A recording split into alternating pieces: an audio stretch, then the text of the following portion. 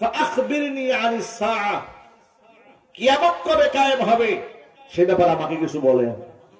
রাসূল বললেন, মাল মাসউলু আনহা বিআ'লামা মিনাস সাইল, এই ব্যাপারে প্রশ্নকারীর চেয়ে যাকে প্রশ্ন করা হয়েছে তিনি অধিক অবগত নন। মানে আপনি যেমন জানেন না কিয়ামত কবে কায়েম হবে, আমি রাসূলও জানি না।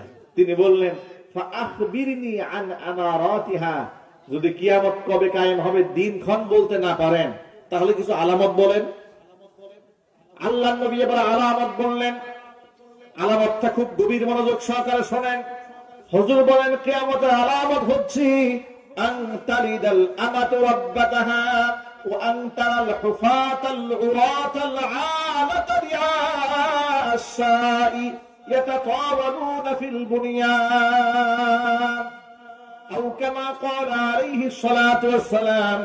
নবীজি সাল্লাল্লাহু আলাইহি ওয়াসাল্লাম জবাবের মধ্যে বলেছেন, কিয়ামতের আলামত হচ্ছে দাসী তার মনিবকে জন্ম দেবে। এবং এই সমাজের ওই সমস্ত রাখালরা যারা ক্ষেত খামারে ভেড়া বকরি দুম্বা চালায়, মেষপালক যারা, এমনকি এতটা দরিদ্র যারা গায়ে কাপড় নাই, পায়ের মধ্যে স্যান্ডেল পর্যন্ত পড়তে পারে না, এরা এত বেশি সম্পদের মালিক হয়ে যাবে। এরা উঁচু উঁচু বিল্ডিং নির্মাণ করবে, কম্পিটিশন করবে, কার চেয়ে কে বড় ইমারত বানায়। সুবহানাল্লাহ। আলামত দুনিয়াতে আছে না নাই? দুইটা ব্যাখ্যা। আনতালিদাল আমাতু রাব্বাতাহা, দাসী মুনিবকে জন্ম দেবে। এ কথার মানেটা কি? মুহাদ্দিসরা বলেছেন এ কথার ব্যাখ্যা হলো, এত বেশি অবাধ্য সন্তান জন্ম নেবে সমাজে, সন্তানটা এত বেশি অবাধ্য হবে, বিয়ারা হবে, বাবা মার সাথে আচরণ করবে মনে হবে কোন মালিক তার দাস দাসীর সাথে ব্যবহার করছে। আজকে চিত্রগুলো দেখেন, সন্তানরা বাবার সাথে কি আচরণ করে।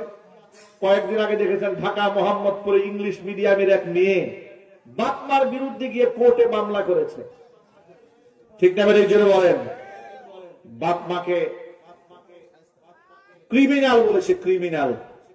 এবং সে বলেছে, গোটা পৃথিবীর মধ্যে আমি ইতিহাস তৈরি করতে চাই, আমি সন্তান হয়ে বাপ মার বিরুদ্ধে মামলা দিলাম, আমার বাপ মা হচ্ছে ক্রিমিনাল।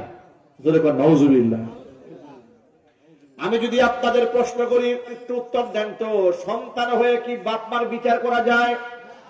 যদি বলেন, আল্লাহর কসম, কুরআন আমার সামনে চ্যালেঞ্জ করে বলতে পারি, আল্লাহর কসম, আল্লাহর কসম, বাপ মা যদি কাফের হয়, বাপ মা যদি বেঈমান হয়, বাপ মা যদি মুশরিক হয়, বাপ মা যদি নাউজুবিল্লাহি মিন যালিক চরিত্রহীন লম্পট বদমাশ হয়, একজন সন্তান হিসেবে বাবা মা তার কাছে শুধুই বাবা মা।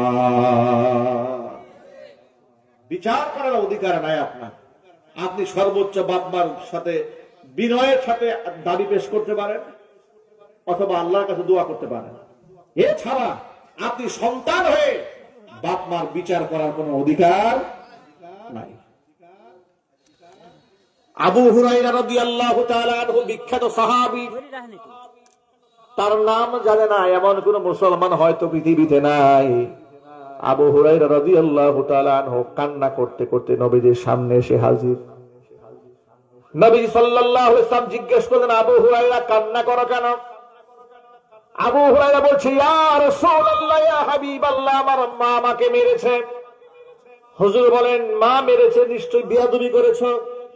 বলে, ইয়া রাসূলুল্লাহ, বিয়াদবি করিনি, আপনার সান্নিধ্য থেকে বাসায় ফিরতে আমার দেরি হয়ে গেছে, আমার মা মুশরিকা।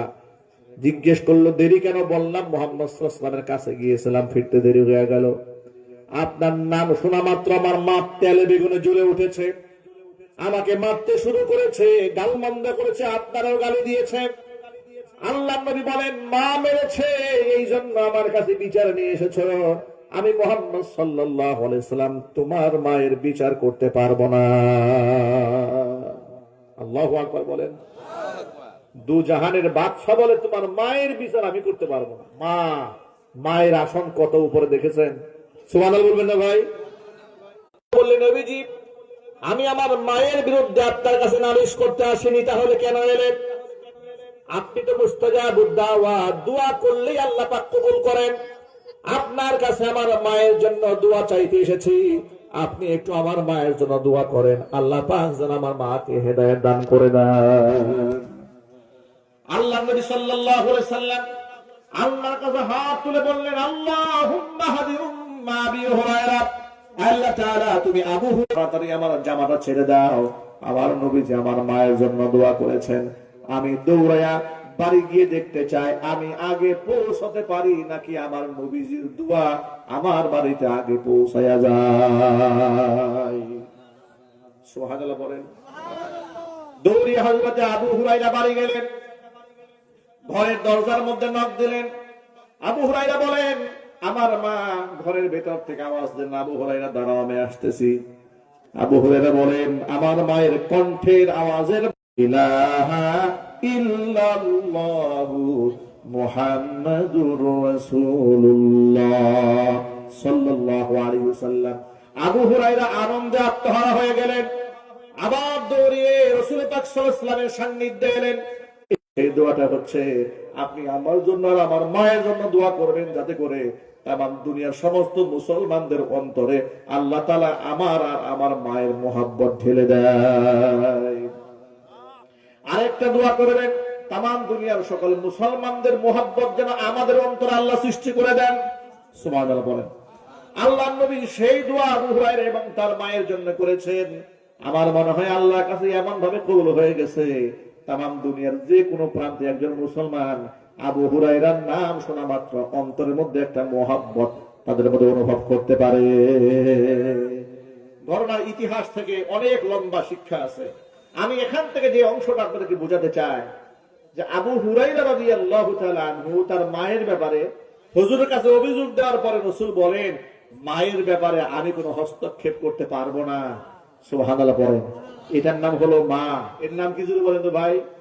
মা। এই মাকে ভাই ভালোবাসার দরকার আছে না যুবকের? ইনশাআল্লাহ ভাইরা আমার, আমাদের মায়েরা আমাদের জন্য নিয়ামত, সুতরাং বাবা মার সাথে খারাপ আচরণ নয়। নবী করিম সাল্লাল্লাহু আলাইহি ওয়াসাল্লাম বলেছেন, এটা কিয়ামতের অন্যতম আলামত, আন তালিদাল আমাতু রাব্বাতাহা, যে দাসী তার মনিবকে জন্ম দিবে। জোরে জোরে বলেন নাউযুবিল্লাহ। এই চারটা জবাব দেওয়ার পরে আগন্তুক ব্যক্তি বললেন, সাদাক্তা, আপনি সঠিক জবাব দিয়েছেন। এই কথা বলে হুজুরের দরবার থেকে চলে গেলেন। হযরত ওমর বলেন, আমরা বেশ কিছু সময় অপেক্ষা করলাম। নবীজি আমাকে ডেকে বলেন, ওমর, এই যে লোকটা এসে এতগুলো প্রশ্ন করলো, তাকে তোমরা কেউ চিনো? ওমর বলেন, আল্লাহু ওয়া রাসূলুহু আলাম, তাকে তো আমরা কেউ চিনি না। নবীজি সাল্লাল্লাহু আলাইহি সাল্লাম বললেন, আতাকুম জিবরিল ইউআল্লিমুকুম দীনাকুম, তিনি মানুষ নন, তিনি হচ্ছেন হযরত জিবরাইল। আল্লাহু আকবার বলেন। তিনি হযরত জিবরাইল। আতাকুম জিবরিল ইউআল্লিমুকুম দীনাকুম, তিনি এসেছিলেন তোমাদেরকে দ্বীন শেখাতে। কি শিখাতে? দ্বীন শিখাতে এসেছিলেন তিনি। এটাকে হাদিসের ভাষায় বলা হয় হাদিস জিবরিল। কি বলা হয়? হাদিস জিবরিল বলা হয়। এটা একটা বিখ্যাত হাদিস, মুহাদ্দিসদের কাছে খুব পরিচিত, হাদিসের ছাত্রদের কাছে খুব মশহুর একটা হাদিস, হাদিস জিবরিল, যার মধ্যে ঈমান শেখা যায়, ইসলাম শেখা যায়, ইহসান শেখা যায়, কিয়ামতের আলামত সম্পর্কে অবগত হওয়া যায়। তাহলে ইসলাম সম্পর্কে নবী করিম সাল্লাল্লাহু আলাইহি সাল্লাম যে ব্যাখ্যাটা দিলেন, ইসলাম হচ্ছে এই কথার সাক্ষ্য দেওয়া আল্লাহ ছাড়া কোনো মাবুদ নাই, মুহাম্মদ সাল্লাল্লাহু আলাইহি সাল্লাম আল্লাহ পাকের রাসূল।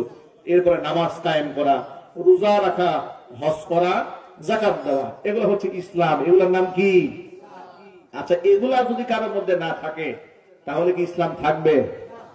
বুনিয়াল ইসলাম আলা খামসিন। এই যে দেখেছেন আপনারা কতগুলা খুঁটির মধ্যে প্যান্ডেলটা দাঁড়ায় আছে, এই খুঁটিগুলা কেটে দেন, প্যান্ডেলটা ঢুকবে। ইসলামের ভিত্তি হচ্ছে পাঁচটা। কয়টা ভাই বুঝলে বলেন? বুনিয়াল ইসলাম আলা খামসিন, শাহাদাতি আল্লা ইলাহা ইল্লাল্লাহ ওয়া আন্না মুহাম্মাদার রাসূলুল্লাহ ওয়া ইকামিস সালাহ ওয়া ইতাইজ যাকাত ওয়া হজ্জিল বাইতি ওয়া সাওমি রমাদান, আও কামা ক্বালা আলাইহিস সালাতু ওয়াস সালাম। কালিমার সাক্ষী দেওয়ার পরে নামাজ কায়েম করা, রোজা রাখা, হজ করা, যাকাত দেওয়া, এগুলো হচ্ছে ইসলামের মৌলিকত্ব। এগুলা যার মধ্যে নাই তাকে মুসলমান বলা যায় না। আমরা দাবি করি 90% মুসলমানের দেশ, 92% মুসলমানের দেশ, এটা আমাদের দাবি। কিন্তু এই দাবির সাথে আমাদের কাজের কোনো মিল আছে ভাই বলেন? কত মানুষ আমরা নামাজ পড়ি না, কি বলেন ভাই? এই আটঘরিয়ার দিকে তাকান, আপনি অন্যদিকে এলাকা বাদ দেন। এই আটঘরিয়াতে মুসল্লির সংখ্যা কম না বেশি? মুসলমানের সংখ্যা বেশি কিন্তু মুসল্লির সংখ্যা কম, ঠিক আছে? বলেন কতজন মুসলমান মুসল্লি হয়েছে এটা মসজিদের ইমাম সাহেব কাছে জিজ্ঞেস করেন। ফজরের নামাজে ইমাম সাহেব মুক্তি খুঁজে পান না। রংপুরের 5 নম্বর ওয়ার্ডে একটা মাহফিলে গেলাম, যাওয়ার পরে স্টেজে ওঠার সময় ইমাম সাহেব আমার কানে কানে বলেন, হুজুর আমি এই মহল্লার ইমাম, দুঃখের কথা বলি মাঝে মাঝে ফজরের নামাজের আমি মুয়াজ্জিন, আমি ইমাম, আমি মুক্তাদি। আমি শুনে অবাক বিষয়টাকে জিজ্ঞেস করলাম, কেন মুয়াজ্জিন নাই? বলে না হুজুর এলাকায় মুয়াজ্জিন নাই। আমি মুয়াজ্জিন, আমি খাদেম, আমি একামত দেই, আমি মুসল্লি, ফজরে কেউ নাই। আর অন্যান্য জামাতে যারা আসেন, কয়েকজন আছেন ধারাবাহিক আসেন, তারা মোটামুটি একামত দেয়, যে যখন আসে একামত দেয়। গ্রামগঞ্জের এই হালাত আজও বাংলাদেশে আছে, ঠিক না ভাই? বলেন গ্রামগঞ্জের আজও এই হালাত আছে। এই যে আপনারা বড় বড় সম্মেলন করেন, ইয়াকুবিয়া দাখিল মাদ্রাসা আটঘরিয়া পাবনা, মাশাআল্লাহ ঐতিহাসিক সম্মেলন আপনাদের। আমি আজকে এই 5-7 কিলোমিটার দূরে এক ভদ্রলোককে জিজ্ঞেস করলাম যে আমরা এই মাহফিলে যাবো, আপনার এই জায়গাটার নাম কি? বাওয়াইকোলা। একজন বললেন আপনারা জলসায় যাবেন। বুঝলাম যে অনেক দূর পর্যন্ত জলসার আওয়াজ চলে গেছে, এই মাহফিলের খবর মানুষ জানে। এই যে এতগুলো মানুষ আপনারা গভীর রাত পর্যন্ত বসে বয়ান শুনতেছেন, মাশাআল্লাহ এত একেবারে চাতক পাখির মতো বসে আছেন, একটা লোক নড়াচড়া করছেন না। কত মহব্বতের সাথে আল্লাহ কোরআন আপনারা শুনতেছেন। আপনাদের কাছে আমরা আশাবাদ ব্যক্ত করতে পারি, এই প্রজন্ম বাংলাদেশ একটা নামাজি প্রজন্ম তৈরি করবে ইনশাল্লাহ। বলেন যুবক ভাইরা, আমরা আশা করতে পারি না ইনশাল্লাহ? একটা নামাজি প্রজন্ম তৈরি হবে। আমরা নাস্তিক প্রজন্ম এই বাংলাদেশে আর তৈরি হতে দেব না ইনশাল্লাহ। ইনশাল্লাহ বলেন। নাস্তিকদের আস্ফালন কিন্তু আছে দেশে, কি নাই? ওই যে মশাল মিছিল করে, কোথায় কোথায় মশাল মিছিল বের হয়ে যায়। আবার তারা বলে যে মৌলবাদের ঠাঁই নাই বাংলার এই জমি, নাকি মৌলবাদের ঠাঁই নাই। মৌলবাদ বলতে এদেশের মুসলমানদেরকে বোঝায়। হিন্দুস্থান থেকে আমদানি করা কোন শব্দ বাংলাদেশে আর চলবে না, একদম পরিষ্কার। আমাদেরকে তোমরা পাকিস্তানি বলে গালি দাও, আমরা পাকিস্তানি নই, আমরা বাংলাদেশি, ঠিক না? ঠিক। এই দেশের আলেমরা জেল খেটেছে, জরিমানা দিয়েছে, ফাঁসির মঞ্চেও গেছে, কিন্তু পাকিস্তান গিয়ে কেউ আশ্রয় নেয় নাই। আলেমদেরকে যারা পাকিস্তানি বলে গালি দিয়েছে ওরা হিন্দুস্তানি। আলেমদেরকে পাকিস্তানি বলে যারা গালি দিয়েছে ওরা কি? ওরা হিন্দুস্তানি, ওরা নরেন্দ্র মোদীর দালাল, ঠিক না? নরেন্দ্র মোদীর দালালরা নরেন্দ্র মোদীর কুলে গিয়ে বসে আছে। এরপরেও বাংলাদেশ তাকে শান্তিতে থাকতে দিচ্ছে না, শুধু দেশ নিয়ে চক্রান্ত, দেশের মানুষ নিয়ে চক্রান্ত। এক একজনকে টার্গেট করছে, বাজে কথা বলছে, আবার বলছে আমার কি অপরাধ? ওনার কোনো অপরাধ নাই, কি বলেন আপনারা? ওনার কোনো অপরাধ নাই, উনি ফেরেশতা, একটা মাসুম পাওয়া গেছে, কি বলেন? আমি আপনাদেরকে জিজ্ঞেস করতে চাই, স্বৈরাচারী খুনি হাসিনার ফাঁসি হোক আপনারা চান? ফাঁসির রশি তার জন্য ঝুলতেছে।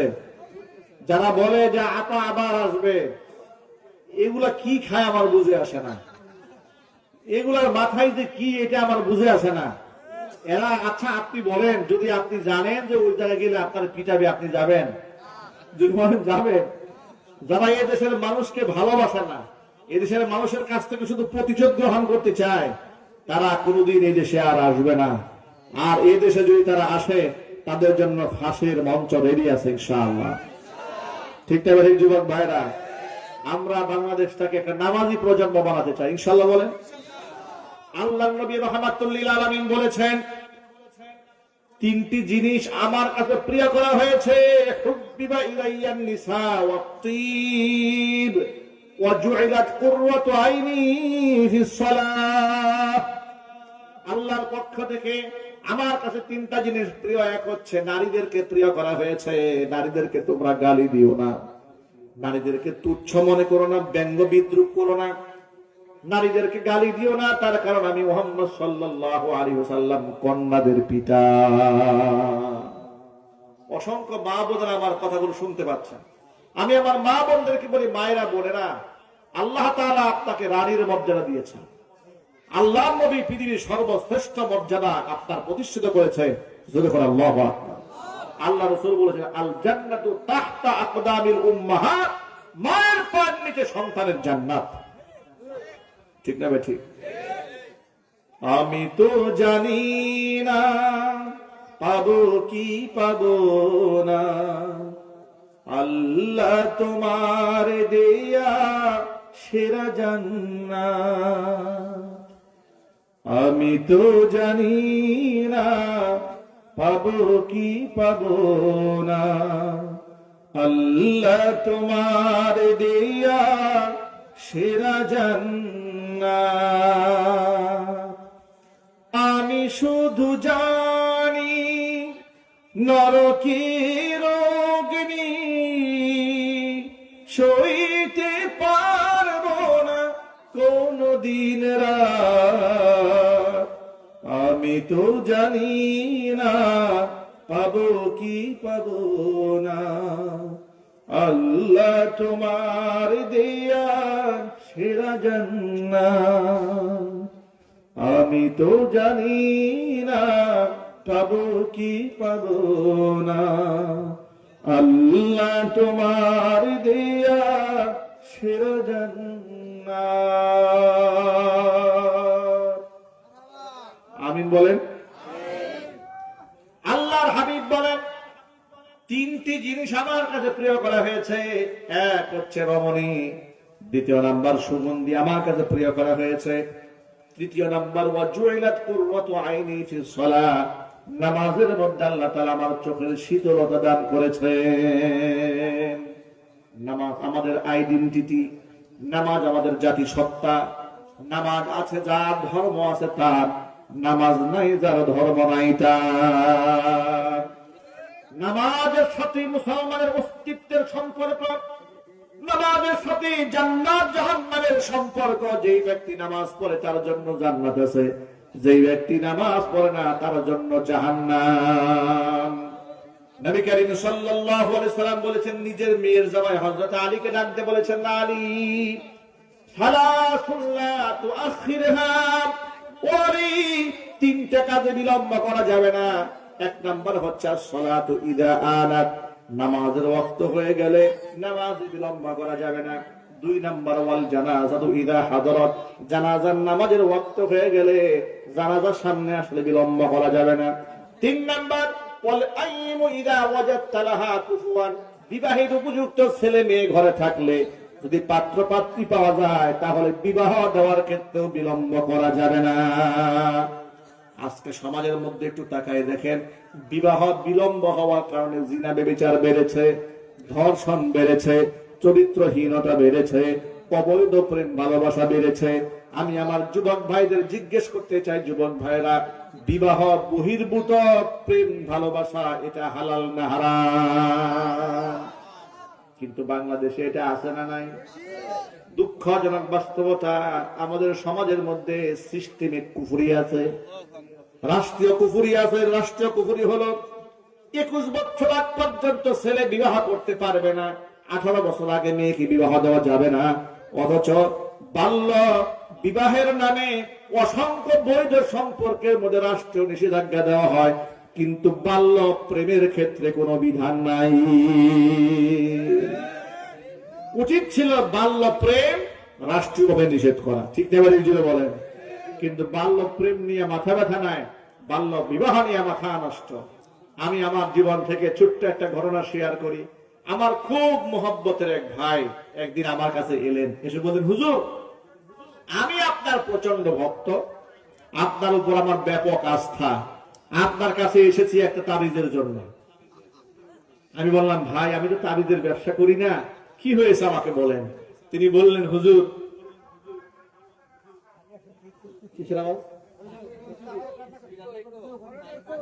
ও খিচুড়ি রান্না হচ্ছে তা বাবুর কাছে, মাশাআল্লাহ। মহিষ আছে? আচ্ছা, যাই হোক, আল্লাহ বারাকা দান করুন। ভাই আমার, আমি বললাম ভাই কিসের জন্য তাবিজ সেটা আগে বলেন। তিনি বললেন, আমার একটা মাত্র ছেলে রাত 2টা বাজে 3টা বাজে বাড়ি আসতে চায় না, অনেক সময় রাত্রে আসেও না, বন্ধু বান্ধবদের আড্ডায় থাকে।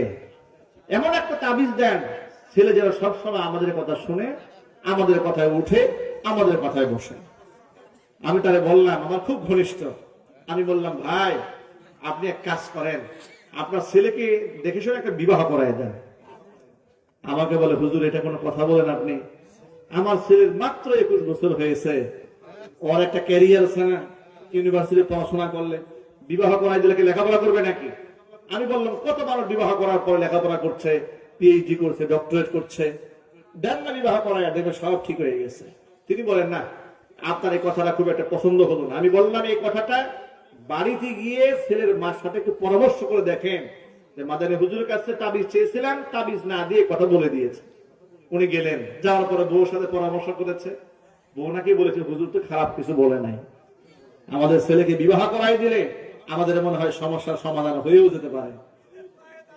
এরপরে আমাকে ফোন দিয়া বলে, হুজুর তাহলে আপনি একটা পাত্রী ঠিক করে দেন, যেহেতু গোটা দেশ আপনি ঘুরেন, কত মানুষের সাথে আপনি উঠা বসা, আমার ছেলের জন্য একটা দিনদার পাত্রী ঠিক করে দেন। আমি বললাম, ভাই আমি ওয়াজে প্রচন্ড ব্যস্ত, আমি পাত্রী টাত্রী ঠিক করতে পারবো না, দোয়া করি এটা সলভ হয়ে যায়। 1 সপ্তাহের ব্যবধানে কোথার থেকে পরিচিত এক পাত্রী পেয়ে গেছে আত্মীয়র মধ্যে। এবার আমাকে ফোনে বলে, হুজুর পাত্রী তো ঠিক হয়ে গেছে, ইমার্জেন্সি বিবাহ হয়ে যাবে, আপনি বিবাহ করাবেন। আমি বললাম, ভাই আমি ওয়াজ বাদ দিয়ে বিবাহ করাতে পারবো না, আমি দোয়া করে দেব, আপনারা বিয়ে পড়ান, দোয়া হয়ে যায়। এরপরে তারা মোটামুটি বিবাহ করে ফেলেছে, দোয়া হয়ে গেছে। আমি উইলিংলি ইচ্ছা করে বিয়ের পরে ফোন দিয়েছি জিজ্ঞেস করার জন্য হালাতটা কি। জিজ্ঞেস করলাম, ভাই কি অবস্থা ছেলে? আমাকে বলে, হুজুর ছেলে তো 3 দিন ধরে ঘরের দরজায় খুলে না। যে ছেলে বাড়ি ফিরে না 3টে বাজে, বাড়ি আসতে চায় না, সেই ছেলে এখন 3 দিন হয়ে গেছে ঘরের দরজায় খুলে না। বুঝতে পেরেছেন তাবিজটা কেমন কাজে লেগেছে? আমাদের সমাজের অনেক যুবকদের এরকম একটা তাবিজ দরকার। কথা ঠিক না নাকি? কি যুবকেরা এই তাবিজের দরকার আছে না নাই? কার কার তাবিজ দরকার আছে হাত দেখি তো এবার।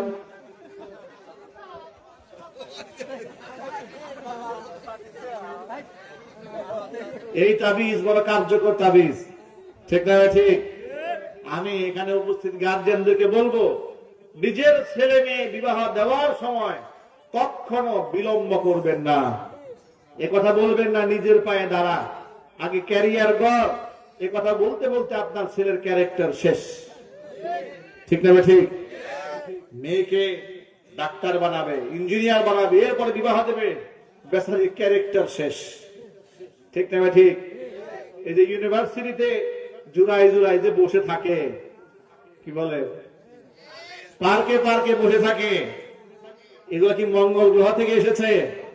না, এগুলো আমাদের সমাজের ছেলে মেয়ে, তারা বিপদগামী হচ্ছে। এই জন্য কাল কিয়ামতের ময়দানে আমাদেরকে আসামি হতে হবে।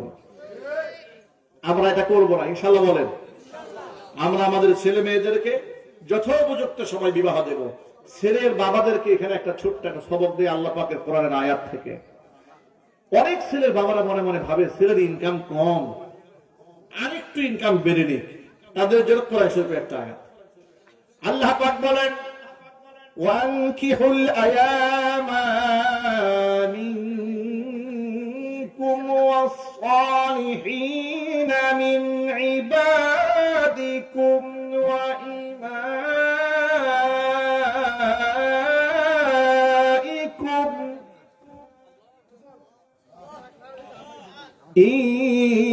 ইয়াকুনু ফুকারা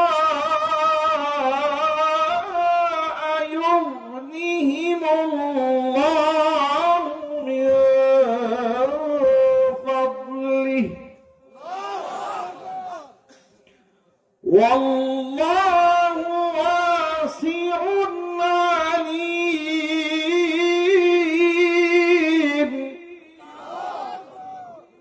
আল্লাহ পাক বলেন, ওয়া আনকিহুল আয়ামা মিনকুম ওয়াস সালিহিনা মিন ইবাদিকুম ওয়া ইমাইকুম, তোমরা তোমাদের ওই সমস্ত মেয়েদেরকে বিবাহ দিয়ে দাও, তোমাদের ছেলেদেরকে বিবাহ করিয়ে দাও, অবিবাহিত ছেলে মেয়েদের বিবাহের বন্দোবস্ত করো, তোমাদের অধীনস্থ দাস দাসীদের বিবাহ করিয়ে দাও।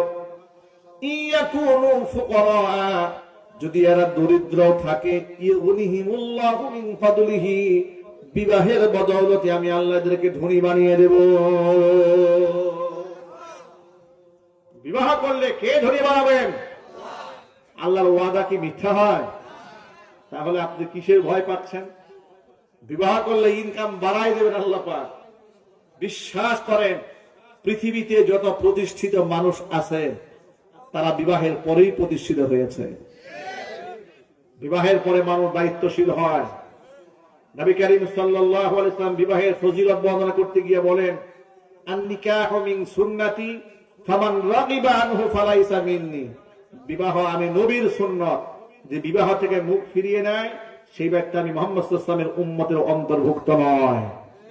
অন্য একটা হাদিসের মধ্যে হুজুর বলেন, আন-নিকাহু নিসফুল ঈমান, বিবাহ হচ্ছে ঈমানের অর্ধেক।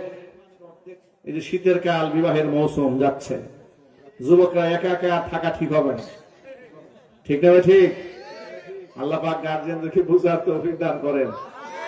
বিবাহ করলে লজ্জাস্থানের হেফাজত হবে, চোখেরও হেফাজত হবে। জিনা ব্যভিচার থেকে আল্লাহ পাক বাঁচায় দেবেন।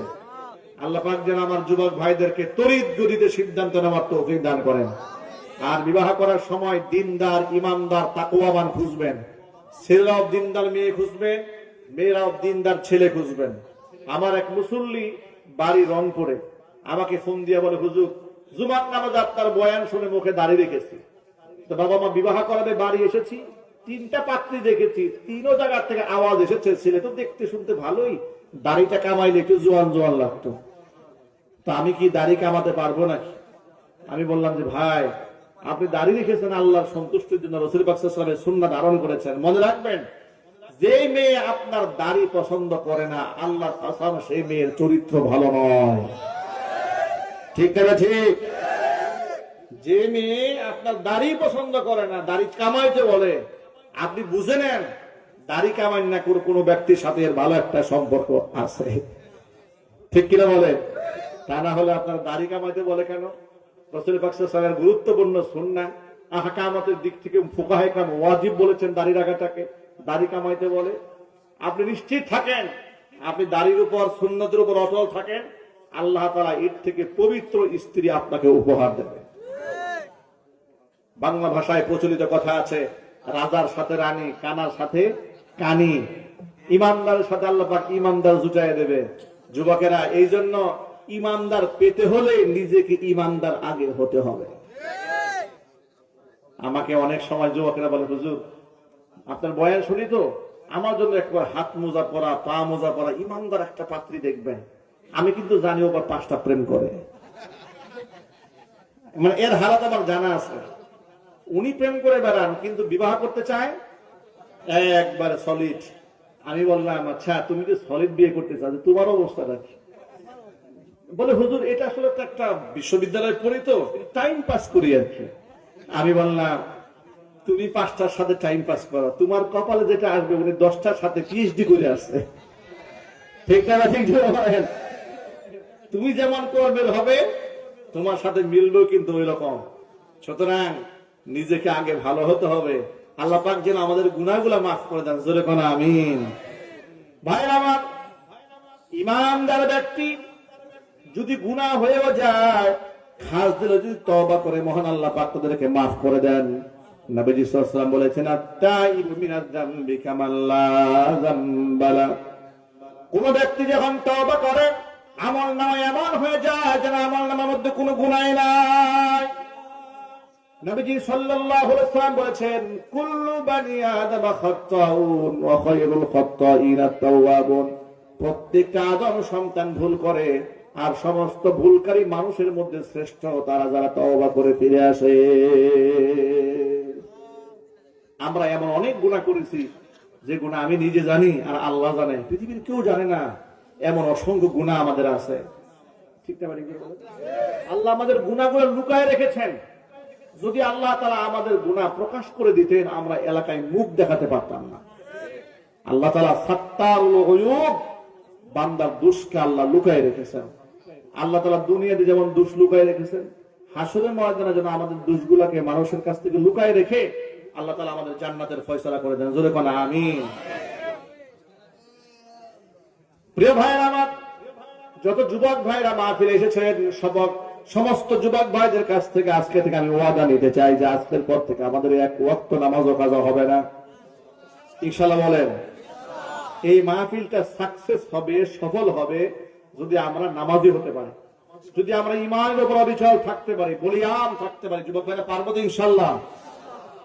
ভাইরা আমার, দিনের পথে চলার মজাই আলাদা। দিনের পথে থেকে যদি আমার মৃত্যু হয়, আমি শহীদের মর্যাদা পেয়ে যাব। ওই যে হাদিস শুরুতে বলেছি, জাবের রাদিয়াল্লাহু তাআলা আনহুর পিতা আব্দুল্লাহ ইবনে আমর ইবনে হারাম, 100 বছর বয়সী সাহাবী, জিহাদের ময়দানে চলে গেলেন। নবী করিম সাল্লাল্লাহু আলাইহি ওয়াসাল্লামের সাথে থেকে কাফেরদের বিরুদ্ধে লড়াই করলেন। এক পর্যায়ে শাহাদাতের পেয়ালা পান করে দুনিয়া থেকে বিদায় হয়ে গেলেন।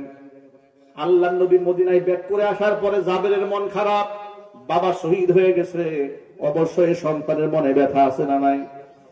জাবেরকে ডাক দিয়ে আল্লাহ নবী জিজ্ঞেস করলেন, জাবের, তুমি কি জানো তোমার পিতা আব্দুল্লাহ ইবনে আমর ইবনে হারামের শাহাদাতের পর মহান আল্লাহর সাথে তার কি কথোপকথন হয়েছে? জাবের রাদিয়াল্লাহু তাআলা আনহু জবাবে বললেন, আল্লাহু ওয়া রাসূলু আলাম, এটা আমি বলতে পারবো না, আল্লাহ এবং তার রাসূলই ভালো জানেন।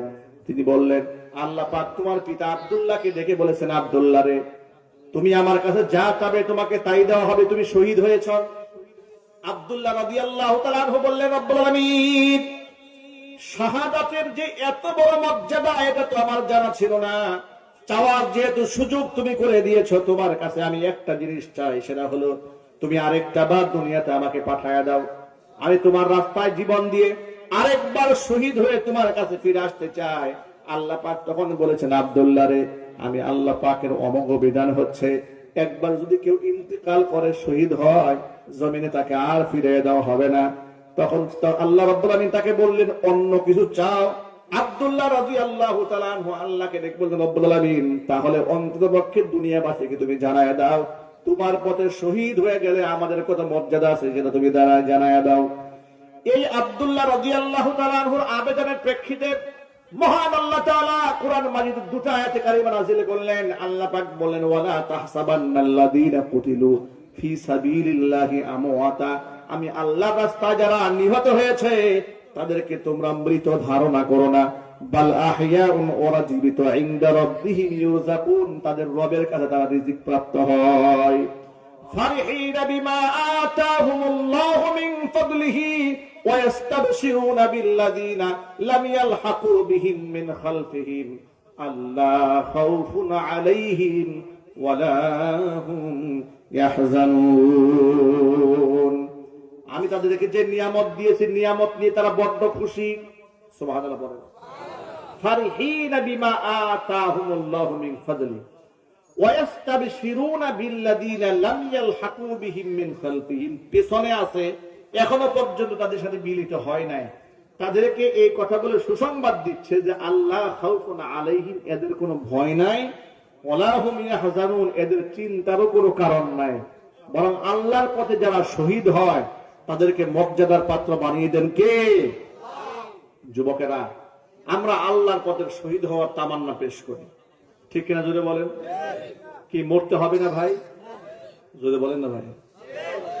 মরতেই হবে যখন,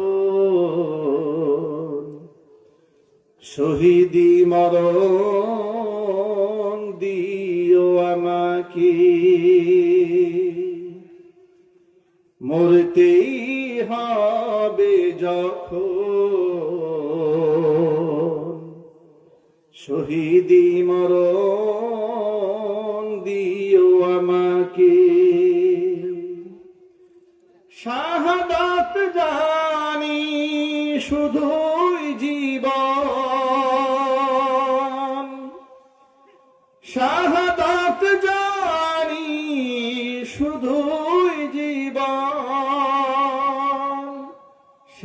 জীবন দিও আমাকে,